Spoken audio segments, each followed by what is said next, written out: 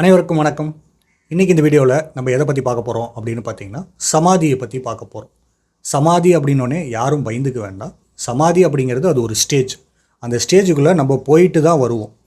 எப்போ பூரணமாக நம்மளுடைய மனமாகப்பட்டது எல்லா விஷயத்தையும் டீகோட் பண்ணக்கப்புறமா அங்கேயே செட்டில் ஆகிக்கலான்னு விருப்பப்படுதோ அவர்கள் மட்டும்தான் அந்த நிலைக்குள் நிரந்தரமாக இருப்பார்கள்.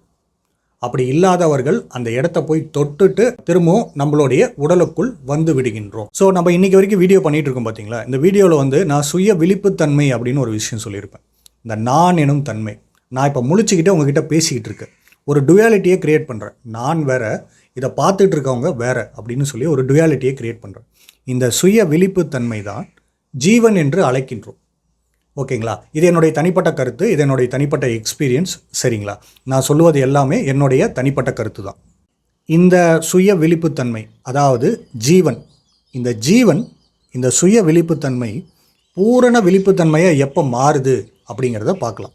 அதாவது இந்த சுய விழிப்புத்தன்மை அல்லது ஜீவன் சமமாகும் பொழுது, எப்போ சமமாகும்? அந்த நான் எனும் தன்மை நாம் எனும் தன்மைக்கு மாறும் பொழுது. இந்த நான் அப்படின்னு நான் உணர்ந்துக்கிட்டு இருக்கேன். ஆனால் நான் எனக்கூடிய என்டிட்டி எப்போ சமமாக எல்லா பொருட்களுக்குள்ளாரையும் ஊடுருவி நிற்கின்றதோ அதை தான் நாம் என்று அடையாளப்படுத்தி கொள்கின்றோம். அப்போது இந்த நான் எப்போ நாம மாறுது? அதாவது ஜீவன் எப்பொழுது சமமாகிறதோ அதையே ஜீவசமாதி என்று சொல்கின்றோம்.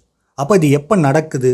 என்னுடைய சுய விழிப்புத்தன்மையில் நான் கவனம் வச்சு தியானம் பண்ணிக்கிட்டு இருக்கும்போது ஆட்டோமேட்டிக்காக என்னுடைய உடலாகப்பட்டது, என்னுடைய உடலில் இருக்கக்கூடிய சென்சேஷன் ஆகப்பட்டது இழக்கக்கூடிய சூழ்நிலைக்குள் நான் வருகின்றேன். அப்படி வரும்பொழுது என்னுடைய அந்த சுய விழிப்புத்தன்மை அங்கேயே தான் இருக்கும். ஆனால் இப்போ அந்த சுய விழிப்புத்தன்மை ஆகப்பட்டது உடலுடைய சென்சேஷன் இல்லாமல் அனைத்து இடத்திலும் பரவி இருப்பதை நம்மால் உணர முடியும். அனைத்து இடத்திலும் அப்படின்னா நீங்கள் அந்த இடத்துல கற்பனையெல்லாம் பண்ணாதீங்க, அதை நீங்கள் ஃபீல் பண்ணிக்கிங்க. நீங்கள் அந்த ஃபீல் பண்ணுற இடம் தான் சிங்கிள் பாயிண்டட் கான்ஷியஸ்னஸ் அல்லது ஒன்னஸ் அல்லது பூரண விழிப்புணர்வு அல்லது சமாதி. இதுக்கு என்ன பேர் வேணாலும் நம்ம வச்சுக்கலாம். அருட்பெரும் ஜோதின்னு கூட நீங்கள் பேர் வச்சுக்கலாம்.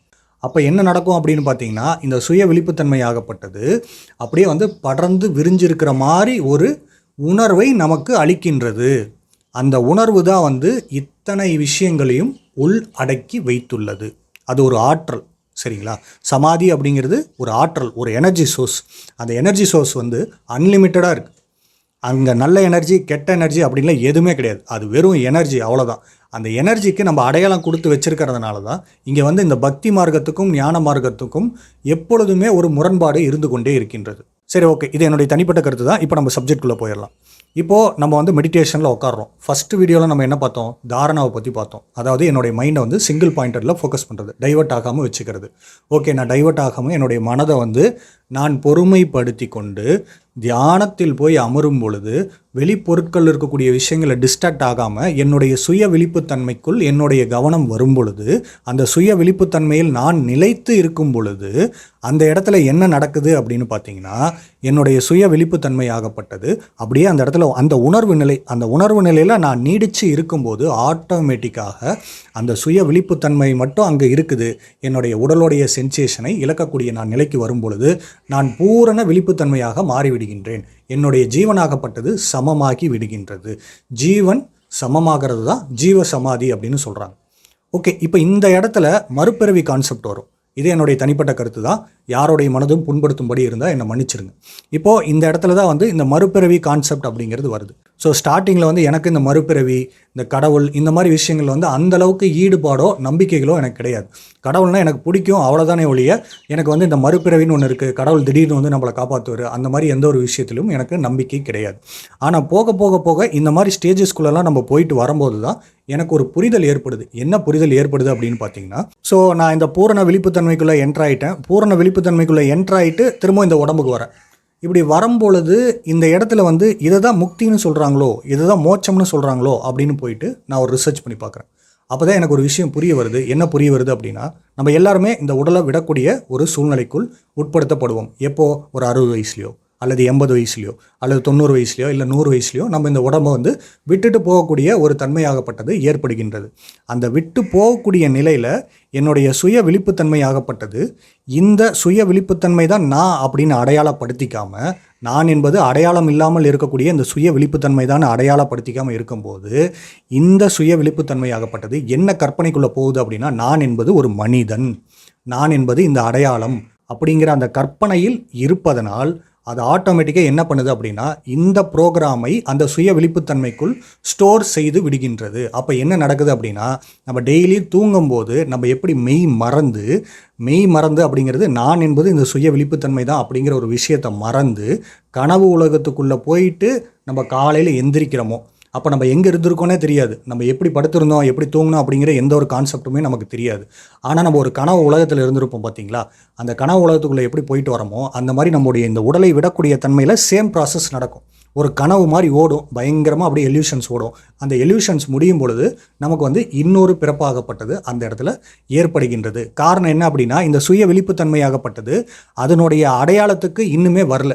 நான் என்பது அந்த விழிப்புத்தன்மை மட்டும்தான், நான் என்பது இந்த உடலும் அல்ல என்னுடைய மனமும் அல்ல அப்படிங்கிற அந்த சைக்காலஜிக்குள்ளே வராததுனால இந்த சுய விழிப்புத்தன்மையாகப்பட்டது என்ன கற்பனையில் இருக்கும் அல்லது என்ன அலைவரிசையில் இருக்கும் அப்படின்னு பார்த்தீங்கன்னா, நான் என்பது இந்த உடல் தான், நான் என்பது ஒரு மனுஷன்தான், நான் என்பது ஒரு பிறவி, எனக்குன்னு அடையாளங்கள் இருக்குது அப்படிங்கிற அந்த கான்செப்டோடையே இந்த உடலை விடக்கூடிய நிலை வரும் பொழுது இது மறுபிறவி அப்படிங்கிறது எடுக்குது அப்படிங்கிற புரிதல் எனக்குள்ளே வருது. அது வரைக்கும் எனக்கு இந்த மறுபிறவி கான்செப்ட் மேலெல்லாம் அவ்வளோக்கா நம்பிக்கை இல்லைன்னு வைங்களேன். இதை உணர்ந்ததுக்கு அப்புறமா இதை சென்ஸ் பண்ணி பார்த்துட்டு திரும்ப அதை விட்டு பார்த்தீங்களா, அதாவது இந்த நிலையாகப்பட்டது எனக்குள்ளே அதுக்கப்புறம் வரல. கிட்டத்தட்ட 3-4 வருஷம் கழிச்சு தான் எனக்கு இந்த நிலையாகப்பட்டதே கிடச்சிதுன்னு வைங்களேன்.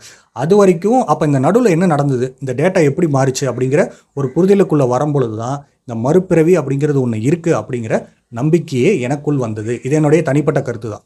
ஸோ வந்து இப்போது நான் புரிஞ்சுக்கிட்டேன், ஓகே இந்த சுய விழிப்புத்தன்மை வந்து பூரண விழிப்புத்தன்மையை ஏன் மாறுது, இந்த உடல் இல்லாத போது மாறுது.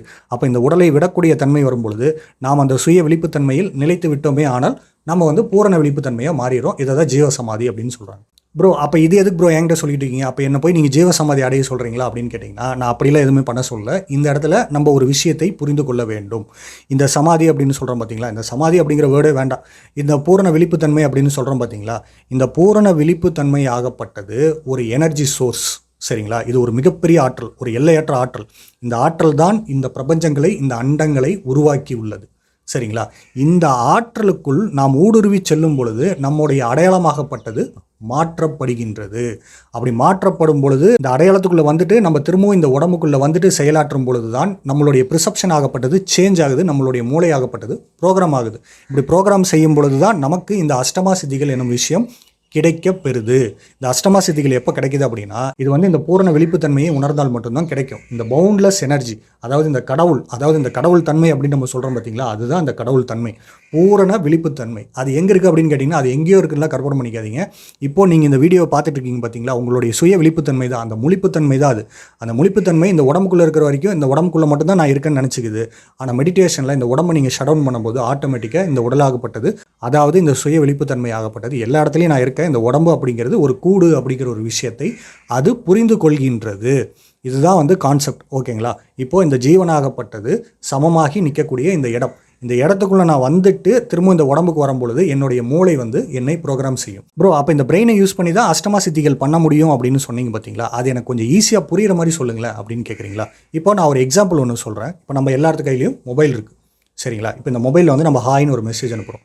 நம்ம இங்கே ஹாய்னு ஒரு மெசேஜ் அனுப்பின உடனே இந்த ஹாய் மெசேஜ் வந்து எப்படி போய் அந்த ரிசீவருக்கு போய் ரிசீவ் ஆகுது. அந்த ரிசீவர் வந்து 1000 கிலோமீட்டர் தள்ளி இருக்கிறாருன்னு வச்சுங்க, ஒரு 2000 கிலோமீட்டர் 10,000 கிலோமீட்டர் தள்ளி இருக்கிறாருன்னு வச்சுங்க. இப்போது இந்த செல்லை நான் ஹாய்னு அனுப்பும் பொழுது இந்த ஹாய் ஆகப்பட்டது சிக்னல் வடிவத்தில் போகின்றது. கரெக்டுங்களா, அதாவது இப்போ இங்கே என்ன சிக்னலாக இருக்குது, டிஜிட்டல் சிக்னலாக இருக்குது. டிஜிட்டல் சிக்னல் அனலாக மாறுது, அனலாக் வந்து திரும்பவும் அந்த ஃபோனில் வந்து டிஜிட்டலாக கன்வெர்ட் செய்யப்பட்டு தெரிகின்றது. இப்போ இந்த விஷயத்தை கொஞ்சம் நல்லா கவனிச்சிங்கன்னா மட்டும்தான் நான் என்ன சொல்ல வரேன் அப்படிங்கிறது உங்களுக்கு புரியும். இப்போ நான் இந்த ஹாய் அப்படிங்கிற ஒரு மெசேஜை நான் டைப் பண்ண பார்த்தீங்களா, இந்த டிஜிட்டல் மெசேஜ் வந்து அனலாகாக சுற்றும் பொழுது அது ஆற்றல் வடிவத்தில் தானே இருக்குது. அப்போது இந்த பூரண விழிப்புத்தன்மை அப்படிங்கிறது ஒரு ஆற்றல் வடிவம். இப்போது நம்மளுடைய ஃபோன் தான் நம்ம பிரெயின் அப்படின்னு வச்சுக்கோங்க. இப்போ நான் அவங்க எல்லாத்துக்கும் ஹாய்னு மெசேஜ் அனுப்பிட்டேன். இப்போது இந்த மெசேஜ் வந்து இந்த ஃபோனுக்குள்ளே, அதாவது இந்த ஃபோனை வந்து நீங்கள் பிரெயின் அப்படின்னு கற்பனை பண்ணிக்கிங்க. இந்த பிரெயினுக்குள்ளே வரும் பொழுது, அதாவது இந்த அனலாக் சிக்னல் ஆகப்பட்டது இந்த பிரெயினுக்குள் வரும் பொழுது, ஃபோனை வந்து பிரெயின்னு கற்பனை பண்ணிக்கிங்க, சிம்பிள், ஓகேங்களா? இப்போ இந்த ஃபோனை வந்து நம்ம பிரெயின்னு கற்பனை பண்ணிட்டோம் அப்படின்னா, இந்த அனலாக் சிக்னல் ஆகப்பட்டது இந்த ஃபோனுக்குள் வரும்பொழுது டிஜிட்டல் சிக்னலாக மாற்றப்படுகின்றது. அதுக்கு ஒரு வடிவம் கிடைக்கின்றது. இப்போ நான் ஹாய் அப்படின்னு அனுப்பிட்டேன் அப்படின்னா அனலாக் சிக்னலாக தானே போகுது, ஆற்றலாக தானே போகுது. அந்த ஆற்றல் என்ன ஆற்றல் அப்படிங்கிறத புரிஞ்சிக்கக்கூடிய விஷயம் என்னது? இந்த ஃபோன், சரிங்களா? அந்த ஆற்றல் வந்து அதை ரிசீவ் பண்ணும் பொழுது இது எப்படி மாற்றி காமிக்குது? டிஜிட்டலாக மாற்றி காமிக்குது. ஆற்றலை வேற ஒரு வடிவத்தில் நமக்கு மாற்றி காமிக்குது, ஓகேங்களா? வெறும் ஆற்றல் வடிவத்தில் இருந்தால் நம்ம என்ன அனுப்பணும் அப்படிங்கிறது ஆப்போசிட்டில் இருக்கவங்களுக்கு புரிவது இல்லை. அப்போ இந்த ஃபோன் என்ன பண்ணுது? இந்த ஃபோன் தான் நம்ம பிரெயின். இந்த பிரெயின் என்ன பண்ணுது? அந்த ஆற்றலை நமக்கு புரியும் மொழியில் மாற்றி டிஜிட்டலாக கன்வெர்ட் செய்து கொடுப்பதனால தான் நான் இங்கே ஹாய்னு மெசேஜ் அனுப்புகிறேன். டிஜிட்டல் வடிவத்தில் ஹாய் அப்படின்னு டைப் பண்ணால் அது எனக்கு புரிஞ்ச லாங்குவேஜ், ஓகேங்களா? இந்த பிரெயின்குள்ளே ஹாய் அப்படின்னு நான் மெசேஜை டைப் பண்ணும் பொழுது அது வெளியே போகும்போது ஆற்றலாக போகுது. திரும்ப அந்த ஆற்றல் வந்து நம்மக்கிட்ட திரும்ப ரிசீவர்கிட்ட ரிசீவ் ஆகும் பொழுது இப்போ என்ன நடக்குது? அந்த அனலாக் சிக்னல் ஆகப்பட்டது டிஜிட்டலாக மாற்றி நமக்கு ஒரு வடிவத்தை கொடுக்கின்றது. அப்போது அலைகளாக இருப்பது தான் மெய், சரிங்களா? அந்த மெய்யை இந்த மூளையாகப்பட்டது வேறு வடிவத்தில் மாற்றி நம்மக்கிட்ட காட்டுது. அப்போ இந்த மெய் அப்படிங்கிறது தான் அந்த டோட்டல் எனர்ஜி. அந்த மெய்ப்பொருளை நம் மூளையாகப்பட்டது அந்த ஆற்றலை தன்னுடைய வடிவத்தை, ஒரு எக்ஸாம்பிளுக்கு அனலாகாக இருக்கக்கூடிய அந்த விஷயத்தை டிஜிட்டலாக கன்வெர்ட் பண்ணி நமக்கு டெலிகாஸ்ட் செய்கின்றது. இந்த உலகத்தில் இருக்கக்கூடிய அத்தனை பொருட்களுமே அந்த பூரண விழிப்புத்தன்மையின் பிரதிபலிப்பு தான். அந்த பூரண விழிப்புத்தன்மையின் பிரதிபலிப்பாக இருக்கக்கூடிய ஆற்றல் வடிவத்தில் இருக்கக்கூடிய அந்த விஷயத்தை, அனலாக் வடிவத்தில் இருக்கக்கூடிய விஷயத்தை நம்மளுடைய மூளையாகப்பட்டது, அதாவது நம்மளுடைய மொபைல் ஆகப்பட்டது என்ன பண்ணுது அப்படின்னா டிஜிட்டலாக கன்வெர்ட் பண்ணி நம்மக்கிட்ட வந்து பொருட்கள் வடிவத்தில் காமிக்குது. அதனால தான் இதை வந்து நம்ம வந்து மாயை அப்படின்னு சொல்கிறோம். அப்போ இது எதுக்காக நம்ம மாயின்னு சொல்கிறோன்னா, இதை விட்டுட்டு நம்ம போகிறதுக்காக கிடையாது. இந்த மாயை நம்ம புரிஞ்சுக்கிட்டோம் அப்படின்னா, அந்த கான்செப்ட் நமக்கு புரிஞ்சிருச்சு அப்படின்னா, இந்த பூரண விழிப்புத்தன்மையோடு இருந்துக்கிட்டு நம்ம பயணிக்கும் பொழுது நமக்கு இந்த மறுபிறவி அப்படிங்கிறது ஸ்டாப் ஆகுது. ஸ்டாப் ஆகிறது மட்டும் இல்லாமல் நம்ம நினைக்கக்கூடிய நேரத்தில் நம்ம பிறந்துக்கலாம், சரிங்களா? இப்போ பிறக்கலாம், 500 வருஷம் கழிச்சு பிறக்கலாம், 5000 வருஷம் கழிச்சு பிறக்கலாம். நம்ம எப்போ நினைக்கிறோமோ அப்போ வந்து இந்த மாயைக்குள்ளே வந்துட்டு ஜஸ்ட் இந்த ஒரு விஷயத்தை வந்து கேம் விளையாடுற மாதிரி என்ஜாய் பண்ணிவிட்டு நம்ம போகிறதுக்காக தான் இந்த கான்செப்ட் நமக்கு புரிய வைக்கப்பட்டிருக்கு. ஆனால் இது ஒரு சீரியஸ் ஃபேக்டராக எடுத்துக்கிட்டு, இது ஒரு சீரியஸான விஷயமாக எடுத்துக்கிட்டு மக்களோட மைண்டுக்குள்ளே வந்து டிப்ரெஷனை திணிச்சிக்கிட்டே இருந்தோம் அப்படின்னா ஆட்டோமேட்டிக்காக இந்த நிலையை உணராமல் இந்த ஒரு விஷயமே வந்து மூட நம்பிக்கையாக இன்று மாற்றப்பட்டு விட்டது. ப்ரோ, அப்போ இந்த ஆற்றல் வடிவத்தில் இருக்கக்கூடிய எனர்ஜியை தான் என்னுடைய ஃபோன் ஆகப்பட்டது, என்னுடைய பிரெயின் ஆகப்பட்டது ரிசீவ் பண்ணி டிஜிட்டல் வடிவத்தில் எனக்கு காட்டுது. அப்போது இந்த ஆற்றலை வந்து என்னுடைய பிரெயின் எப்படி புரிஞ்சுக்குதோ அப்படி தான் என்கிட்ட காட்டிக்கிட்டு இருக்கு. அப்போ பிரெயினை வந்து நம்ம சரியாக டியூன் பண்ணிட்டோம், பிரெயினை சரியாக நம்ம ப்ரோக்ராம் பண்ணிட்டோம் அப்படின்னா இந்த ஆற்றலை இந்த பிரெயின் எப்படி டெலிகாஸ்ட் பண்ணுவோம் அப்படி டெலிகாஸ்ட் பண்ணுவோம். நான் இப்போ ஒரு மிகப்பெரிய ரகசியத்தை உடைச்சிட்டேன். இதை நீங்கள் வந்து நல்லா புரிஞ்சுக்கிட்டு அண்டர்ஸ்டாண்ட் பண்ணிக்கிட்டீங்க அப்படின்னா அஷ்டமா சித்திகள் அப்படிங்கிறது உங்களுக்கு ஈஸியாக புரிய ஆரம்பிச்சிடும், ஈஸியாக ஆக்சஸ் பண்ண ஆரம்பிச்சிடும். ஸோ இப்போது இந்த இடத்துக்கு நம்ம வந்துட்டோம். இப்போ இந்த இடத்துக்கு வந்தக்கப்புறமா நமக்கு சில கேள்விகள்லாம் ஏற்படும். எல்லாத்துக்குமே இந்த கேள்வி இருக்கும். அப்போ இந்த மறுபிறப்பு, இந்த கான்செப்ட்லாம் இப்படி தான் வருது அப்படின்னு உணர்ந்து பாருங்கள். நீங்கள் முதல்ல உணருங்க. நான் சொல்கிறேன் அப்படின்னு நீங்கள் நம்ப வேண்டாம். உணர்ந்து உணர்வுபூர்வமாக வந்துச்சுன்னா எடுத்துங்க, வரல அப்படின்னா இக்னோர் பண்ணிட்டு நம்முடைய அன்றாட வாழ்க்கையை நாம் பார்க்க ஆரம்பிக்கலாம். இது ஒரு பெரிய மேட்டரே கிடையாது. இது போட்டுக்கிட்டு நம்ம போட்டு கன்ஃபியூஸ் பண்ணோம் அப்படிங்கிற எந்த ஒரு அவசியமும் இங்கு கிடையாது. ப்ரோ, அப்போ இந்த பாவம் புண்ணியம் அப்படிலாம் சொல்கிறாங்களே, அப்போ அதெல்லாம் என்ன ப்ரோ அப்படின்னு கேட்டிங்க அப்படின்னா, இப்போது நான் ஒரு சிம்பிளாக ஒரு எக்ஸாம்பிள் சொல்கிறேன். இப்போ நம்ம எல்லாருமே வாழ்ந்துட்டு இருக்கோம், சரிங்களா? நம்ம எல்லாருமே ஃபுட் எடுத்துகிட்டு இருக்கோம். ஹெல்த்தியான ஃபுட் எடுக்கிறோமா இல்லை அன்ஹெல்த்தி ஃபுட் எடுக்கிறோமா? ஹெல்த்தியான ஃபுட் எடுத்தால் நம்மளுடைய எல்லா மெக்கானிசமும் ஹெல்த்தியாக இருக்கும், கரெக்டுங்களா? எனக்குள்ளே வந்து நான் ஹெல்த்தியாக ஒரு விஷயத்தை பண்ணிக்காமல், என்னுடைய சில விஷயங்களை நான் ஹெல்த்தியாக வச்சுக்காமல் அந்த விஷயத்தை வந்து இன்னொருத்தருக்கு கொடுத்து அதன் மூலியமாக ஒரு உயிர் உருவாகுது. அப்போ நான் ஹெல்த்தியாக இருந்தால் தானே அந்த உயிரும் ஹெல்த்தியாக உருவாகும், சரிங்களா? நான் ஹெல்த்தியாக வச்சுக்காமல் என்னுடைய உடம்பை வந்து இந்த பிறவியில் நான் ஹெல்த்தியாக வச்சுக்காமல் ஒரு விஷயத்தை பண்ணி அந்த விஷயத்தின் மூலியமாக ஒரு உயிர் உருவாகுது அப்படின்னா, அந்த உயிரில் ஒரு மெக்கானிசம் ஃபால்ட் ஏற்படுது அப்படின்னா அதுக்கு காரணம் நான் தான், சரிங்களா? அந்த குழந்தை கிடையாது. அந்த குழந்தைக்கு ஏதாவது மாறுதல் ஏற்படுது அப்படின்னா அதுக்கு காரணம் என்ன? நான் சரியாக பார்த்துக்கல, நான் என்னை சரியாக பார்த்து கொள்ளாத காரணத்தினால்தான் எனக்கு இப்படி ஒரு விஷயமாகப்பட்டது பிறந்திருக்கின்றது. நான் என்னுடைய உடம்பை ஹெல்த்தியாக வச்சுக்கல, அல்லது ஆப்போசிட்டில் இருக்கக்கூடியவங்க அவங்களுடைய உடம்பை ஹெல்த்தியாக வச்சுக்கல. அவங்களுடைய உடம்புல ஏதோ ஒரு விஷயத்தின் காரணமாக கருதி ஒரு பேடான ஒரு அன்ஹெல்த்தியான விஷயத்தை நமக்குள்ளே போட்டு நம்மளுடைய இந்த உடலை நாம் டெவலப் செய்திருப்போம். எங்கே டெவலப் பண்ணியிருப்போம்? இந்த பிறவியில் தான் டெவலப் பண்ணியிருப்போம். அப்போது என்னுடைய உடலில் ஏதோ ஒரு குறைபாடு ஏற்படுது அப்படின்னா, ஒன்று நான் அன்ஹெல்த்தியாக இருப்பேன், இல்லை அப்படின்னா நம்ம வந்து இருக்கும் பொழுது நம்ம வந்து பிறக்கும் பொழுதே அன்ஹெல்த்தியாக பிறப்பதற்கு காரணம் அந்த விஷயமாகப்பட்டது ஹெல்த்தியாக இல்லை. நான் விதைக்கும் போது என்னுடைய விதையாகப்பட்டது ஆரோக்கியமாகவும், நான் விதைக்கக்கூடிய இடம் இருக்கும் பார்த்தீங்களா, அந்த இடமாகப்பட்டது சரியாகவும் இருந்தால் அந்த இடத்துல வளரக்கூடிய மரம் அப்படிங்கிறது எப்படி இருக்கும்? அபரிவிதமாக இருக்கும். நான் கொண்டு போய் சேத்துல கொண்டு போய் விதைச்சிட்டு அந்த சேத்துல விதைச்சு அந்த மரம் வந்து பழுதடைகிறதுக்கு எப்படி வந்து அந்த மரத்தோடைய போன பிறவி தான் காரணமாக இருக்கும் அப்படின்னு என்னால் சொல்ல முடியும். அப்போ கடவுள் தான் இப்படி படைச்சாரு அப்படின்னு சொல்லிட்டு நான் பண்ணக்கூடிய தப்புக்கு எதுக்கு கடவுள் மேலே நான் பழிய போடணும்? கடவுள் மேல் நாம் பழியை போட தேவையில்லை. அவரெல்லாம் வந்து எந்த ஒரு இதுவும் பண்ண கிடையாது. அப்போ இந்த மறுபிறவியில் வரக்கூடிய அந்த பாவ புண்ணியங்கள் கான்செப்டில் என்ன அப்படின்னு கேட்டிங்கன்னா, இப்போ நான் நிறைய விஷயங்களை வந்து ஸ்டோர் பண்ணிக்கிட்டே இருக்கேன். ஸ்டோர் பண்ணும்போது நான் என்ன பண்ணிட்டேன், இந்த பூரண விழிப்புத்தன்மை தான் நான் அப்படிங்கிற அந்த உணர்வை நான் ஸ்டோர் பண்ணிட்டேன். இப்போ நான் ஸ்டோர் பண்ணி வச்சதுனால என்னுடைய டேட்டா ஆகப்பட்டது க்ளீனாக இருக்குது. இந்த க்ளீன் செய்யப்பட்ட டேட்டா வந்து மறுபிறவிக்கு போகும் பொழுது இந்த க்ளீன் செய்யப்பட்ட டேட்டா அங்கே இருக்கும். அப்போது அது ஞானமாக பிரதிபலிக்கின்றது. இப்போது என்னுடைய வயசு வந்து 30ன்னு வச்சுக்கிங்களேன். ஒரு சில ஞானிகள் வந்து பார்த்திங்கன்னா 50 வயசில் தான் எடுப்பாங்க. ஒரு சில ஞானிகள் ஒரு 47 வயசில் தான் இது எடுத்திருப்பாங்க. காரணம் என்ன அப்படின்னு பார்த்தீங்கன்னா, அவங்களுக்கு டேட்டா ஆகப்பட்டது கொஞ்சம் அதிகமாக இருந்திருக்கும். அவங்களுக்கு உடலில் வந்து மாற்றங்கள் இருக்குது, மாற்றங்கள் இல்லை அப்படிங்கிறதெல்லாம் இங்கே மேட்ரு கிடையாது. அவங்க என்ன மாதிரியான டேட்டாவை அவங்களுடைய சூப்பர் கான்ஷியஸ் மைண்டுக்குள்ளே பதிவு செஞ்சு வச்சாங்களோ அந்த டேட்டாவின் மூலியமாக பிரதிபலிக்கின்றன. இப்போ நம்ம இந்த அழுக்கு சித்தர்னு சொல்கிறோம் பார்த்தீங்களா, அவர் வந்து அழுக்காக தான் இருக்கிறார். ஆனால் அவர் வந்து சுய விழிப்புத்தன்மை உணர்ந்த ஒரு மனிதராக இருக்கின்றார். அப்போ அழுக்காக இருக்கிறது வந்து அவருடைய போன பிறவியோட காரணமானு கேட்டால் அப்படிலாம் கிடையாது. அவர் போன பிறவியில் அவரோட டேட்டாவை வந்து குறைச்சிக்கிட்டே வந்திருக்காரு. சரிங்களா? இந்த பிறவிக்கு வரும் பொழுது அந்த டேட்டா கிளியர் ஆகும் பொழுது அவர் என்னதான் அழுக்கு நிலைக்குள் போனாலும் அந்த அழுக்கு நிலைக்கு காரணம் என்ன? இன்றைய அவருடைய சூழ்நிலை தான் அவர் இந்த மாதிரியான ஒரு சுச்சுவேஷனுக்குள்ளே தள்ளி வச்சிருக்கு. அப்படி தள்ளி வைத்திருந்தாலும் அவர் அந்த நிலையை உணர்கிறார். காரணம் என்ன அப்படின்னா, அவர் போன பிறவிலேயே இதை உணர ஆரம்பிச்சிட்டாருன்னு அர்த்தம். அப்போ உணராதவங்க வந்து அந்த டேட்டாக்குள்ளாரையே சுற்றிட்டு இருப்பாங்கன்னு வைங்களேன். அவங்க வந்து இந்த பிறவியில் வந்து நான் மனுஷன் அப்படிங்கிற டேட்டாவை வச்சுக்கிட்டே வந்து பிறவிகள் எடுத்துக்கொண்டே இருப்பார்கள். இதை தான் வந்து நம்ம வந்து பாவம் அப்படின்னு சொல்கிறோம். ஏன் அதை பாவம்னு சொல்கிறாங்க அப்படின்னு கேட்டிங்கன்னா, இது நல்ல விஷயம் தானே அப்படின்னு கேட்டிங்கன்னா, நம்ம வந்து பிறந்து நமக்கு வந்து இந்த பிறக்கிறது, இந்த உடலை விட்டு போகிறது அப்படிங்கிறது ஈஸியான ஒரு விஷயமா இருக்கும். ஆனால் நம்மளுடைய கான்ஷியஸ்னஸுக்கு நம்ம எத்தனை பிறவி எடுத்திருக்கோன்னு தெரியாது. ஆனால் நம்மளுடைய சூப்பர் கான்ஷியஸ் மைண்டுக்கு அடே அப்பா இவன் இத்தனை பிறவி எடுத்துட்டான்டா அப்படிங்கிற விஷயம் வந்து சூப்பர் கான்ஷியஸ் மைண்டுக்கு தெரியும். அது என்ன பண்ணும் அப்படின்னா, நீ பாரு, நீ வந்து பிறந்துக்கிட்டே இருக்க, உனக்கு வந்து உண்மைத்தன்மையை நீ மெய்ப்பொருளை உணரலை அப்படின்னு சொல்லிட்டு அது என்ன பண்ணுன்னா டேட்டாவை வந்து மேலே தூக்கி போட்டுக்கிட்டே இருக்கும். அப்போ தான் அந்த சோலுக்குள்ளே வந்து அவேக்கனிங் அப்படிங்கிற ஒரு விஷயம் நடக்கின்றது.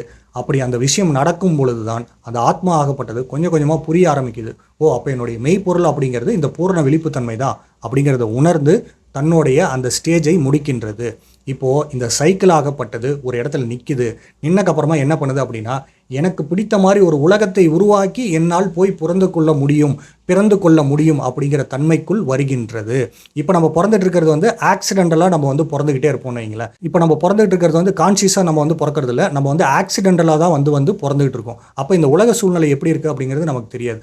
ஆனால் நீங்கள் இந்த மாதிரி ஒரு நிலைக்குள்ளே போயிட்டு நீங்கள் மறுபிறவி எடுக்கலாம் அப்படின்னு நினைக்கும் பொழுது அந்த சூழ்நிலையாகப்பட்டது நீங்களே உருவாக்கி அந்த ஒரு விஷயத்தை, இந்த கேமெல்லாம் உருவாக்குறாங்க பார்த்தீங்களா, அந்த மாதிரி ஒரு விஷயத்தை நீங்களே உருவாக்கி அதில் போய் பிறந்து அதை அனுபவிப்பீங்க. இவ்வளோதான் விஷயம்னு வைங்களேன். இதுதான் வந்து இந்த மறுபிறவி கான்செப்டுக்குள்ளே வருகின்றது. இந்த மறுபிறவிக்கும் இன்றைக்கி உடல்நிலை எனக்கு வந்து சரியில்லாத காரணத்திற்கும் எந்த ஒரு சம்பந்தமும் இல்லை. இது என்னுடைய தனிப்பட்ட கருத்து. அப்போது இங்கே மைண்டோடைய டேட்டாஸ் தான் முக்கியம். இந்த டேட்டா வந்து நம்ம கிளியராக ஸ்டோர் பண்ணிகிட்டு இருக்கோமா, இல்லை கசகசன்னு தேவையில்லாத விஷயத்தை ஸ்டோர் பண்ணிகிட்டு இருக்கோமா? இது எனக்கு இன்னும் கொஞ்சம் புரிகிற மாதிரி சொல்லுங்க ப்ரோ அப்படின்னு கேட்டிங்கன்னா, இப்போது நம்மளுடைய கனவை நம்மளே உருவாக்க முடியுங்க. நம்ம தூங்குறோம் பார்த்தீங்களா, தூங்கும் பொழுது லூசிட் ட்ரீம் பண்ண அத்தனை பேருக்கு இந்த ஒரு விஷயம் தெரியும். என்ன தெரியும் அப்படின்னா, நீங்கள் லூசிட் ட்ரீம்குள்ளே ஆக்டிவேட் ஆகிட்டீங்க அப்படின்னா அந்த கனவே உங்களுடைய கட்டுப்பாட்டுக்குள் வந்துவிடும். கனவு கட்டுப்பாட்டுக்குள் வந்துருச்சுன்னா அந்த கனவுடைய டோட்டல் டிசைனையும் நம்மால் மாற்றி அமைக்க முடியும். சரிங்களா? அந்த மாற்றி அமைக்கக்கூடிய தன்மை ஏன் வருது? நான் அந்த சுய விழிப்புத்தன்மை அப்படிங்கிற அந்த உணர்வு வரும்பொழுது அந்த மாற்றி அமைக்கக்கூடிய தன்மை வருது. ஆனால் மாற்றி அமைக்க முடியலன்னா என்ன ஆகுது? அந்த கனவு என்னமோ மாதிரி ஓடுது, திடீர்னு என்னென்னமோலாம் நடக்குது, டப்புன்னு அந்த கனவு முடிஞ்சிருது. அந்த மாதிரி நம்ம இந்த உலகத்துக்குள்ளே வருவோம், என்னென்னமோ நடக்கிற மாதிரி இருக்கும், திரும்பவும் நம்ம வந்து பிறந்துக்கிட்டே இருப்போம். இந்த சைக்கிள் வந்து கண்டினியூ ஆகிட்டே இருக்கும்னு வைங்களேன். ஸோ இதுதான் வந்து அந்த மறுபிறவியோட கான்செப்ட். இது என்னுடைய தனிப்பட்ட கருத்து. ஸோ இப்போ உங்கள் எல்லாத்துக்கும் புரிஞ்சிருக்கும்னு நான் நம்புகிறேன். இந்த பூரண விழிப்புத்தன்மை தான், இந்த ஆற்றல் தான் வந்து அனலாகாக இருக்குது, ஒரு கற்பனைக்கு தான் அனலாகாக இருக்குது. என்னுடைய பிரெயின் வந்து டிஜிட்டலாக கன்வெர்ட் பண்ணி பண்ணுது. அப்போ என்னுடைய பிரெயினை நான் ப்ரோக்ராம் பண்ணிட்டேன் அப்படின்னா இந்த ஆற்றலை எந்த வடிவத்தில் வேணாலும் நான் கன்வெர்ட் பண்ணி எடுத்துகிட்டு வரலாம். அது இந்த உடலுக்கும் பொருந்தும். அதனால தான் இந்த உடலை கொண்டு நாம் சித்திகளை செய்கின்றோம். ஸோ நான் வந்து ஒரு மிகப்பெரிய சாவி உங்கள் கையில் கொடுத்துருக்கேன். இதுக்கு மேலே நம்ம எப்படி பில்ட் பண்ணுறோம் அப்படிங்கிறத பார்க்கலாம். சரி, மீண்டும் ஒரு நல்ல வீடியோவில் பார்க்கலாம். பை.